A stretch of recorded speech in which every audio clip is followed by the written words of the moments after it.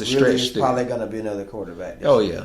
For sure. Best chance. But, I mean, really good performances to start the year just overall. I mean, when we're calling out a lot of these stats of 400-yard performances and the completions of 34 and 35 completions in a game and all this. Now, a lot of times you probably don't have a lot of defense. A lot of times when you're playing these shootout style games, but to still put up those type numbers is huge. And I'm pretty sure a lot of scouts right now, they have a lot of good candidates to choose from in terms of drafting for the NFL. So, but yeah, anything else for college football? That's it for me, man. Sounds like we had a pretty entertaining week in college football. Hopefully next week will be more of the same.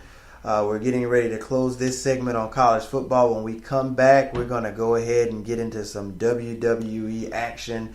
We're going to talk about Monday Night Raw. We know that's the go-home show before the big pay-per-view No Mercy. We're also going to get into SmackDown Live. We want to see what Shane McMahon's response was to Kevin Owens attacking his father. And then also we're going to get into some other sports, some NBA talk, some baseball talk. And you've been on Sports Moods right now. 2 Moodys. 1 Duty. Sports. And we'll be right back.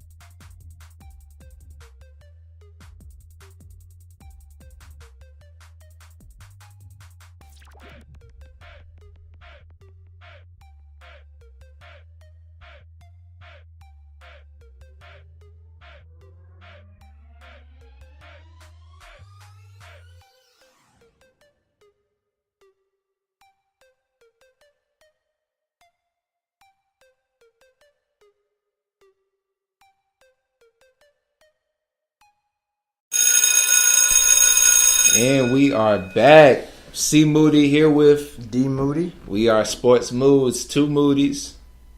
1 Duty. Sports. Now, like I said earlier, we've been going over the NFL, recapping week 2.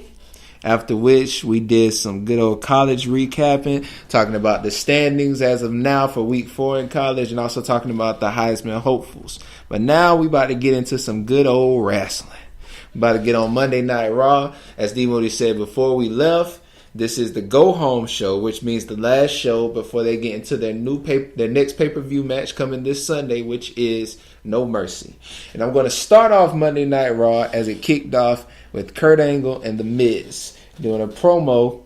Basically, Kurt Angle trying to announce the No Mercy matches.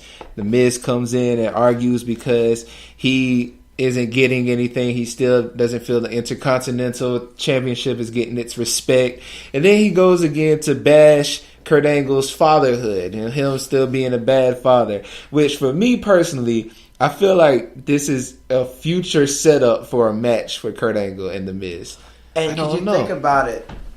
Just out of, for those who play the WWE game, last year we had Goldberg on the cover. He came back and wrestled. Right. Now, Seth Rollins is on this cover, but if you pre-order it early, you can play with Kurt Angle. And most of the time they play off the person on the game actually coming back to wrestling, because most of the time they let you unlock a superstar from the past. Yep. And even with Sting a couple years ago, they put Sting on the game. And sure enough. So it could be. Yep. But for this, since Miz was, like I said, complaining about him not having a match, Kurt Angle set up a 6-way match for number 1 contendership. And the contestants, well, first it was a fatal 4-way, which was supposed to be just Matt and Jeff Hardy, Elias Sampson, Jason Jordan. That's it. Yeah. But then the Miz, complained about it. Jason Jordan comes in and he takes out the Miz and the Miztourage.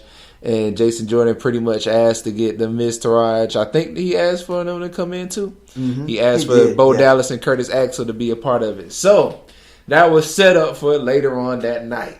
Yeah. My takeaways from this, just some of the stuff I took down from it. You hit a lot on the stuff. But I like the aggressiveness from Jason Jordan, how he came out and he was like, say something, one more word about Kurt, and I'm going to knock those pretty teeth down your throat. I like that because my thing with Jason Jordan, he smiles entirely too much. He did. Like, if you want to be believable, stop smiling all the time. I don't mean you don't have to be serious all the time, but you don't have to smile all the time either. But when he got in the ring, he got really aggressive, and that's what we thought he's been missing. And then he was suggesting that you add Axel and Dallas to the match. Like you said, it made it a 6-pack challenge with the Hardys, Jordan, Elias, and Bo Dallas and Curtis Axel. Right. And then the Miz, like I said, he's just so good on the mic. Like, I love him on the mic. It's like he loves what he does. Like he just makes it so believable. He was like, you do realize that gives you less of a chance to win. You're adding 2 more guys to this match. So, right. Like, going into this, you already were at a disadvantage with 3 other competitors, but you want to add 2 more to the match. So then he was like, you're more incompetent than your father. And then that's what that really set him off to attack the Miz. So that's how things opened up. We'll kind of get more in detail with that a little later. I think it was a good showing for Jason Jordan. To you, though, before we leave this subject, does it make it more believable now with this whole, father, Kurt Angle's my dad storyline? To me, not really. Only because it makes it more childish. Like, I mean, these are 2 grown men. Exactly. We're 2 grown men saying, hey, you better leave my daddy alone or I'm going to hit you. Like, so, I mean, from that standpoint of what the angle is, I don't like, but I like the feud itself. And like you said, I agree with you. Jason Jordan actually started to come into the character he's supposed to have.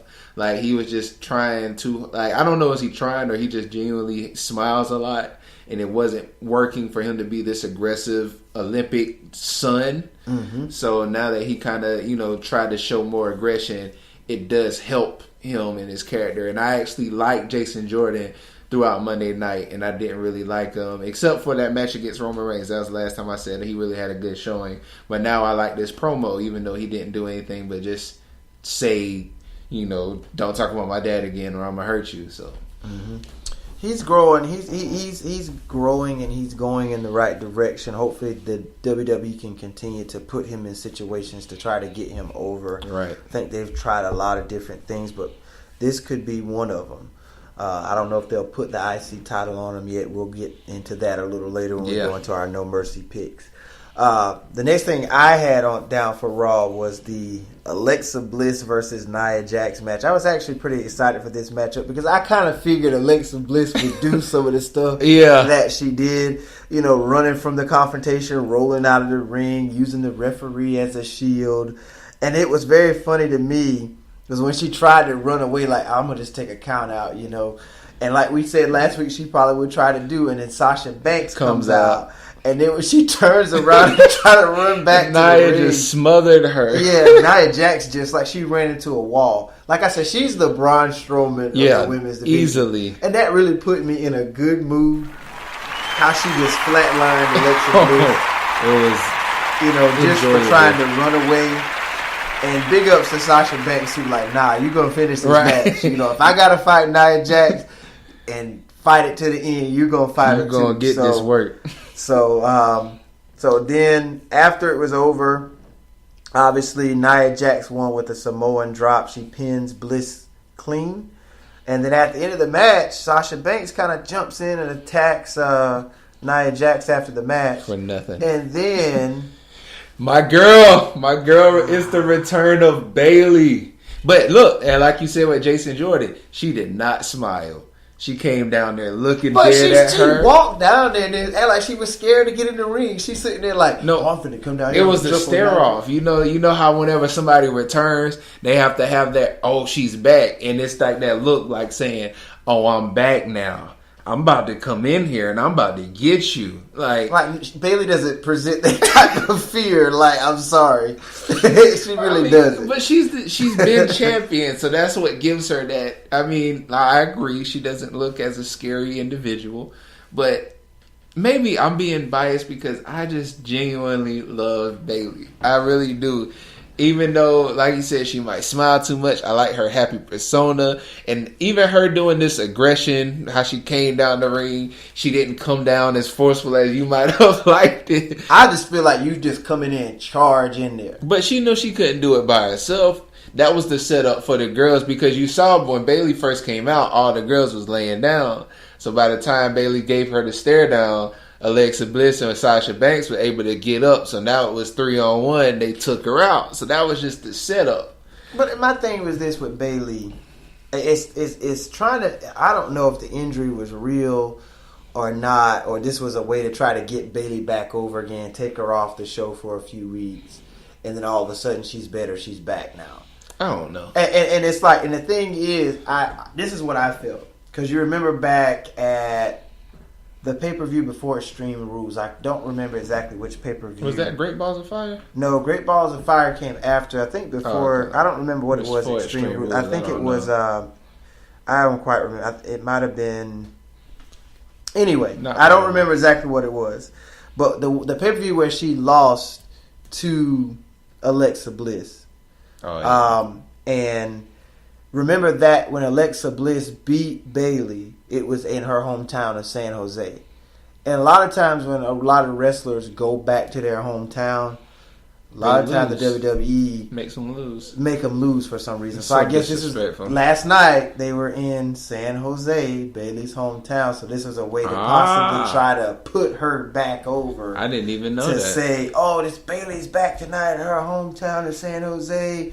To get the crowd, to get a pop out of the crowd, to get the energy going again. I agree. So, I mean, I guess that was a way for WWE to try to make up for making her lose at home, maybe. I don't know, but... And like you said, as far as, like, her injury being real, I'm not one that really likes, like, seeing somebody come from injury and just go straight to the top match. Like, I want to see you work back up. And I do feel like her injury was real because of that. And it could have been just a plug that she was ready, but they didn't have a way to put her back in yet. Because now she had to have a storyline. She wasn't technically in this storyline between the four girls that were feuding. But like you said, because it was a hometown, that just happened to be the perfect way to put her in. And because they knew that they would get her over. Because you remember the last few times before her... As a matter of fact... while she was injured, the last time she was up there, when she came up in the ring to talk about her injury, the people there booed Bailey. They did. Exactly. They did. So it was like, even though she was injured and working back then, she really didn't have a good angle to come back because people were kind of getting tired of her maybe. I don't know what reason it was that they would boo my girl Bailey. But like you said, her being home, they knew they was going to get that reaction from them. So it was the perfect time to pull her back into the mix. And I guess that would only be right to put her in a championship match, being a defending being a champion, her prior champion. And that's something I really don't agree. Two things stood out to me. For one, how I knew Bailey was going to get put back in the match when she was in there. Because, like, why would you have her come out for all of that just to not have a part in this? And with the whole thing of her being home, no Emma. And I was like, well, where's Emma's place in all this? I know we always give Emma a hard time about being non-existent or just not over. I was like, well, what? How do you not have Emma? She did tweet later about... They could have took her out the match. I mean, my thing was just like, it was like, no Emma who's involved in the match. And then you got Sasha and Bailey attacking Bliss after they took care of Nia Jax. Right. And then Bailey with the Bailey to Bliss. But I was just like, as we've always said, I'm not a fan. Bad mood of these multi-women matches. Yeah, I don't and we saw another one on SmackDown Live. Like, stop. I understand you want to use these women